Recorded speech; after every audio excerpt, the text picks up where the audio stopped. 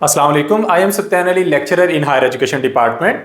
जिस तरह के आप सब लोग जानते हैं कि वन पेपर के थ्रू बहुत सारी सीटें आती रहती हैं, तो रिसेंटली सीटें आई हैं एक तो असिस्टेंट डायरेक्टर एएसएफ की, ये 36 वैकेंसीज हैं।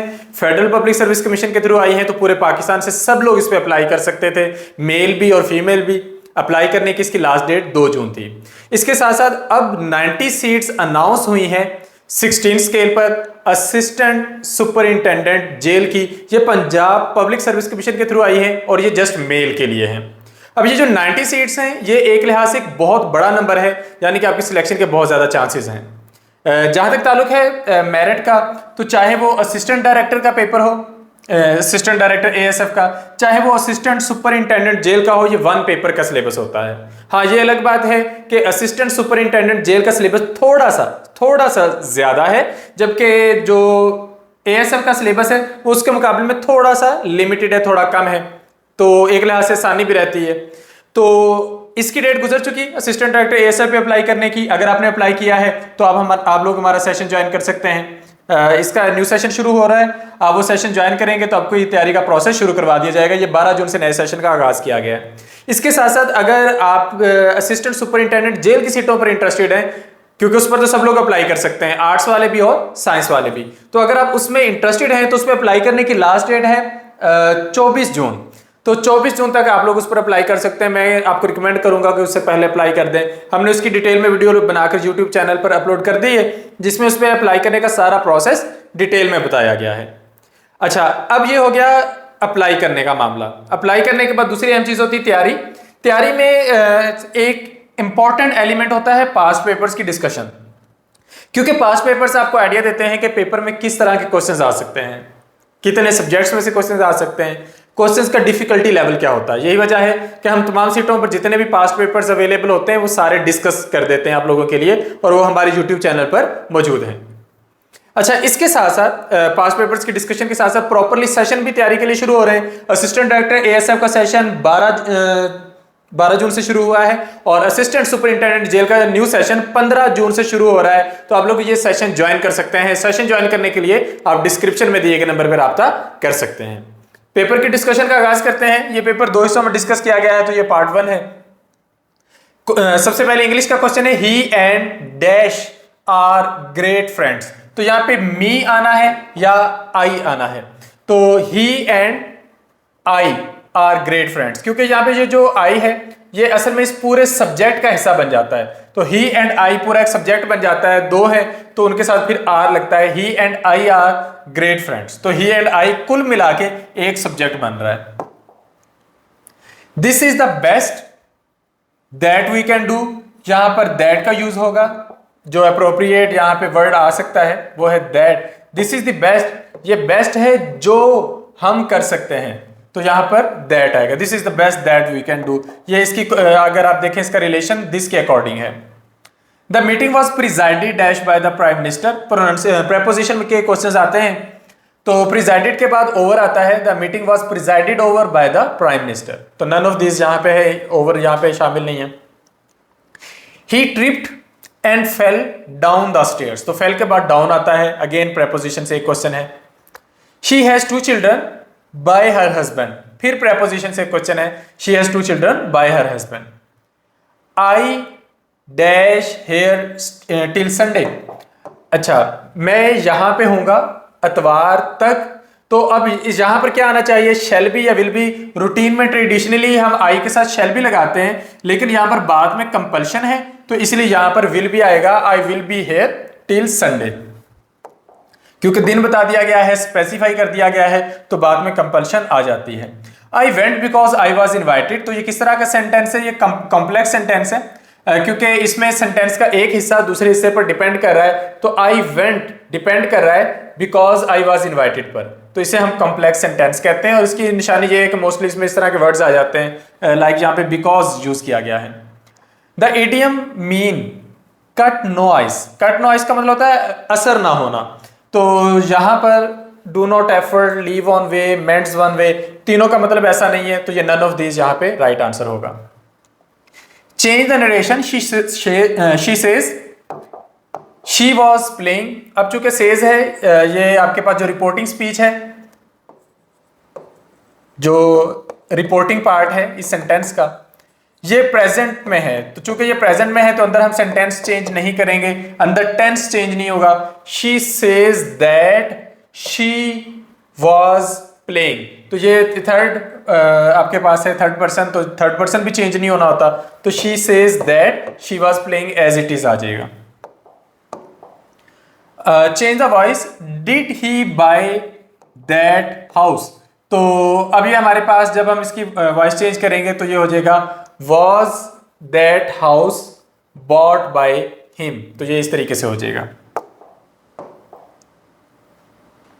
Beauty is to ugliness as diversity is to, अच्छा इस तरह का अमूमन क्वेश्चन आ जाता है, ब्यूटी इज टू अगलीनेस, कि ब्यूटी का जो ताल्लुक अगलीनेस से है, डाइवर्सिटी का वो ताल्लुक किससे है। अगर आप देखें इनमें रिलेशन तो ये ऑपोजिट रिलेशन है, ब्यूटी खूबसूरती होती है, अगलीनेस बदसूरती होती है। डाइवर्सिटी किसी चीज में बहुत ज्यादा वैरायटी का होना है, और वैरायटी का ऑपोजिट क्या होता है, यकसानियत, किसी चीज में बिल्कुल वैरायटी ना होना, यानी कि चीजों का यूनिफॉर्म होना। So diversity is to uniformity. Her dash visit caused her most inconvenience, तो यहां पे ये जो एक्सटेंड है इसकी कौन सी फॉर्म आनी है, तो हर एक्सटेंडेड विजिट, ठीक है, तो ये हर एक्सटेंडेड विजिट यहां पे बनेगा कि उसका बड़ा हुआ जो विजिट है या मजीद इजाफा जो किसी चीज में होना, उसके लिए हम एक्सटेंडेड के वर्ड को यूज करते हैं। Which word is opposite to offend, offend का मतलब होता है किसी चीज को एक्सेप्ट ना करना, किसी चीज को बुरा कहना या किसी चीज से नाराजगी का इजहार करना, तो उससे ऑपोजिट होता है अक्लेम, किसी चीज के लिए पसंदीदगी का इजहार करना। Tick the correct indirect, he says I shall be here, तो ये हो जाएगा। अब ये चूंकि रिपोर्टिंग स्पीच फिर आपके पास अगेन प्रेजेंट में है, ही सेज दैट, ठीक है। अब ये जो आपके पास फर्स्ट पर्सन है ये इसके अकॉर्डिंग चेंज हो जाएगा, he says that he will be, और हेयर आपके पास चेंज हो जाएगा देयर में, he says that he will be there. Look before you leave, ये क्या चीज है, ये एक इडियम है। दीज आर फ्लावर्स, तो यहां पे दीज क्या है, दीज आपके पास प्रोनाउन है, और कैसा प्रोनाउन है, ये डिमॉन्स्ट्रेटिव प्रोनाउन है जो किसी चीज की तरफ इशारा करने के लिए इस्तेमाल हो रहा है। This is work ought to have be done long ago, तो this is work ought to have been done long ago. He is taller than I, ठीक है, वो मुझसे बड़ा है। He is redoubtable opponent, you must respect and fear him at all times. दो part हैं sentence के, he is redoubtable opponent, you must respect and fear him at all time. दो हिस्से हैं सेंटेंस के और एक दूसरे पे डिपेंड भी नहीं कर रहे, तो इसे हम कंपाउंड सेंटेंस कहते हैं। ये कॉम्प्लेक्स नहीं है, कंपाउंड है। He is redoubtable opponent, you must respect and fear him at all times. Your dilatory tactics may compel me to cancel the contract as the job must be finished on time। किसी चीज को late करना, actually your delayed tactics या इस तरह का कुछ आना था यहाँ पे, या डायलेटरी का भी सेम मीनिंग होगा। तो योर डायलेटरी टैक्टिक्स में compel me to cancel the contract as the job must be finished on time. ये किस तरह का सेंटेंस है, ये हमारे पास कॉम्प्लेक्स सेंटेंस है। क्यों? क्योंकि यहाँ पर ये जो सेंटेंस का एक हिस्सा है ये सेंटेंस के दूसरे हिस्से पर डिपेंड कर रहा है, तो इसलिए हम इसे कॉम्प्लेक्स सेंटेंस का नाम देते हैं। What number must be added to each term ratio 5:37 to make it equal to 1:3। अच्छा, हम बनाना चाहते हैं 5:37 को 1:3। अब उसके लिए हम क्या करते हैं कि हम कोई नंबर ऐड करते हैं, कोई नंबर हमने ऐड करना है इसमें, और उसका नतीजा ये निकलेगा कि ये बराबर हो जाएगा इसके, ठीक है। वो नंबर हमें नहीं पता, तो अब आप इसे क्रॉस मल्टीप्लाई कर लें। 3 को 5 + x से मल्टीप्लाई करें तो ये हो जाएगा 15 + 3x। 37 + x को 1 से कर लें तो ये हो जाएगा 37 + x, क्योंकि 1 तो उसको सेम ही रखेगा। अच्छा, अब आप क्या करेंगे कि x वाली वैल्यूज को एक तरफ ले आएंगे, तो ये x इधर ले आए, इधर आके माइनस हो जाएगा 3x में से, ये रह जाएगा 2x। ये 15 इधर आकर माइनस हो जाएगा 37 में से, जब आप 15 निकालेंगे तो ये रह जाएगा 22। अच्छा, आप 2 को दोनों साइडों पे डिवाइड कर दें तो ये आपके पास हो जाएगा 2 से कैंसिल, और 2 11s are 22। तो 11 इज योर राइट आंसर। कि अगर आप इन दोनों में 11 ऐड करें तो ये आपका 1/3 हो जाता है। आप इसे करके भी देख सकते हैं। 5 में 11 ऐड करेंगे तो ये 16 हो जाएगा। 37 में 11 ऐड करेंगे तो ये 48 हो जाएगा। 16 3s are 48, तो ये 1/3 हो गया। What 10% of 30% of 50? अच्छा, पहले हमने लेना है 30% ऑफ 50 और फिर आपने उसका 10% लेना है।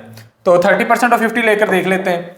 30% ऑफ 50 का मतलब ये हुआ कि 30 डिवाइडेड बाय 100 मल्टीप्लाई 50, ये आपके पास हो जाएगा 52s are 100 and 2 15s are 30। तो 30% ऑफ 15 इज एक्चुअली 15, और 15 का अगर आपने 10% लेना है, 10% ऑफ 15, तो आप इसे सॉल्व कर लें। 10 डिवाइडेड बाय 100 मल्टीप्लाई 15, ये इससे कैंसर, और 15 जो है इसको अगर आप 10 से डिवाइड करें तो 1.5 इज योर आंसर। तो ये आपका ठीक आंसर है। The shadow of 40 feet high pool is 60 feet long. Find height of a person if its shadow is 9 feet. अच्छा, अब यहां पर अगर आप देख लें तो जो पूल है वो 40 फीट का है और उसका जो शेडो बन रहा है वो आपके पास बन रहा है 60 फीट का। ठीक है, तो इनमें रेशो होगी 40:60। दूसरा जो आपके पास है पर्सन का जो आपको हाइट नहीं पता, लेकिन आपको उसका शेड पता है कि वो 9 बनता है। तो अब आप इसको सॉल्व कर लें। आप कहते हैं कि 40:60 हैज रिलेशन विद x/9, तो ये हो जाएगा 40 divided by 60 equal to x divided by 9। ये 0 से cancel, 2 2s are 4, 3 2s are 6, तो ये हो गया 2 डिवाइडेड बाय 3। 9 को इधर लाके मल्टीप्लाई कर दें और 3s are 9, 3 को 2 से मल्टीप्लाई करेंगे तो ये 6 आ जाएगा। ये एक्चुअली सिंपल सा डायरेक्ट रिलेशन का क्वेश्चन है, तो 6 फीट जो है वो पर्सन की हाइट आएगी। What is the average of 32, 33 and 34? तीनों को जमा करें, टोटल नंबर्स पे डिवाइड कर दें। तीनों को जमा करेंगे, 3 पे डिवाइड करेंगे, आंसर 33 आएगा। 5:7 और उसका प्रोपोर्शन निकालना है अननोन रेशो 28। तो ये आप इसे इस तरीके से लिख लेंगे, फिर आप इसे फ्रैक्शन की फॉर्म में लिख लेंगे, क्योंकि जब तक वो इनवर्स रिलेशन कहते नहीं तब तक हमने इनवर्स रिलेशन कंसीडर नहीं करना, डायरेक्ट ही कंसीडर करना है। 7 4s are 28 and 4 5s are 20, so x is equal to 20। जो आपके पास अननोन वैल्यू है वो यहाँ पे 20 आनी है। नेक्स्ट क्वेश्चन है the smallest number in the whole number. अब होल नंबर का एक पूरा सेट होता है। होल नंबर का सेट जो है ये 0 से शुरू होता है, 0 1 2 3 और ऑनवर्ड कंटिन्यू। अब इनमें सबसे छोटा नंबर कौन सा है? 0 है। अगर आपसे पूछा जाए कि नेचुरल नंबर्स में सबसे छोटा नंबर कौन सा है, तो नेचुरल नंबर्स में सबसे छोटा नंबर 1 है, 1 2 3 4 और ये ऑनवर्ड कंटिन्यू है। अगर आपसे पूछा जाए इंटीजर्स का, तो उस सूरत में जो आपके पास छोटे नंबर होते हैं वो नेगेटिव वैल्यूज होती हैं, तो कोई भी जो नेगेटिव नंबर होगा वो आपके पास छोटा नंबर होगा। 4/5 of the number exceeds its 2/3 by 10। कोई नंबर है अननोन, उसका 4/5 जो होगा वो एक्सीड कर रहा है, वो ज्यादा है उसके 2/3 से by 10। यानी कि अगर हम किसी नंबर का 2/3 लें और उसमें 10 ऐड करें तब जाके ये बनता है, क्योंकि ये एक्सीड कर रहा है, ये ज्यादा है। ठीक है, तो इस छोटे नंबर में 10 ऐड करेंगे तो ये बनेगा। अब आप x वाली वैल्यूज को एक साइड पर लिख लें, ये एक दूसरा तरीका है इसको लिखने का। यानी कि आप ये कह रहे हैं कि ये जो है इसमें से अगर आप इसको निकालें तो फिर 10 आता है। अच्छा, अब आपने इसको सॉल्व कर लेना है, इसका एलसीएम 15 आएगा। 5 3s are 15, 3 4s are 12, 3 5s are 15, 5 2s are 10, it is equal to 10। 15 उधर जाके मल्टीप्लाई हो जाएगा, 12x में से 10x निकालेंगे 2x, वो मल्टीप्लाई होके 150 हो जाएगा। 2x is equal to 150। अब आप x को 2 को दूसरी साइड पर जाके डिवाइड कर दें तो ये आपका आंसर बन जाएगा 75। So 75 is the right answer. Find 2 consecutive number sum of whose square is 25। कोई से 2 कंसेक्टिव नंबर्स हैं जिनको अगर आप जमा करें और उसका स्क्वायर लें तो 25 आता है। 3 और 4 सम, यहाँ पे सम माना actually, sum of whose square is 25। अच्छा, अगर हम उनका स्क्वायर लेकर उसका जमा करें तो ये एक्चुअली इस तरह है, ये इस तरह है, ये इस तरह है। अब ये है तो कंसेक्टिव नंबर्स हमने चेक करना है कि किसका सम जो है स्क्वायर लेके 25 आता है। तो ये 9 + 16 25 ये ठीक है, 4 + 9 13 ये ठीक नहीं है, 16 + 25 ये भी ठीक नहीं है। तो हमारा जो राइट आंसर है वो पहले वाला है। The average of first 5 multiples of 3 is, अच्छा पहले 3 के हम फर्स्ट 5 मल्टीपल्स देख लेते हैं। तो 3 के मल्टीपल्स हैं 3 6 9 12 15। अब आप इन सब का सम ले लें, इनको जमा करेंगे 3 + 6 + 9 + 12 + 15, ये आपके पास बन जाएगा 3 और 6 9 होता है, 9 और 9 18, 18 और 5 12 30, 30 और 15 45, 45 इनका टोटल आ रहा है। अब आपने इनका एवरेज निकालना है, तो एवरेज निकालने के लिए क्या करना होता है कि जो इनका टोटल आएगा आपने उसको टोटल नंबर्स पे डिवाइड कर देना है। तो आपके पास टोटल आया है 45 और टोटल नंबर्स कितने होने का है, पहले 5 मल्टीपल्स, तो ये आप डिवाइड करेंगे आपके पास आपका आंसर आ जाएगा, that is 9। If the age of Irfan's father is 3 times more than that of Irfan's and sum of ages of both people is equal to the perfect square of 8, then what will be the age of Irfan? अच्छा, इरफान की as हम x कर लेते हैं, तो उसके father की जो एज है वो 3x हो जाएगी। तो दोनों की एज को अगर आप टोटल करेंगे, उनका सम लेंगे, that will be equal to square of 8, यानी कि that will be equal to 64। तो x + 3x 4x is equal to 64, और अगर आप 4 की तरह लाके डिवाइड करेंगे तो ये 16 आंसर आएगा। तो इरफान की एज जो है वो 16 है, जबकि उसके फादर की एज 16 × 3 48 आएगी। A fruit seller had some apples. He sells 40% apples and still has 420 apples. Originally he had, अच्छा उसने सेल किए हैं 40%, अब उसके पास जो रिमेनिंग एप्पल्स हैं वो है 60%। ये जो 60% एप्पल्स हैं ये असल में काउंटिंग में आएंगे 420।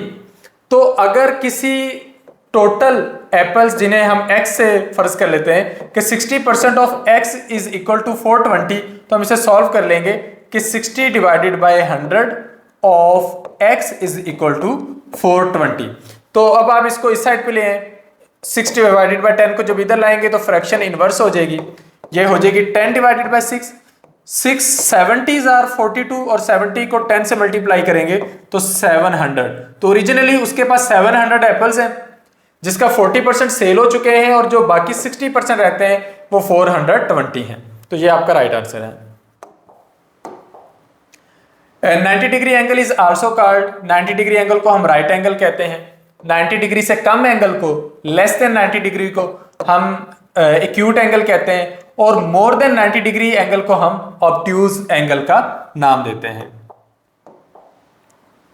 कंप्लीट द नंबर सीरीज, इसको हमने कंप्लीट करना है। हमारे पास नंबर्स हैं 2 5 12 23 38 और 57।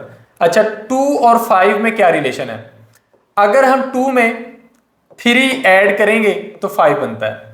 अच्छा नेक्स्ट 5 से 12 का क्या रिलेशन है, 5 में आपने एक तो 3 ऐड करना है और साथ आपने 4 ऐड करना है, तो फिर जाके ये 12 बनता है।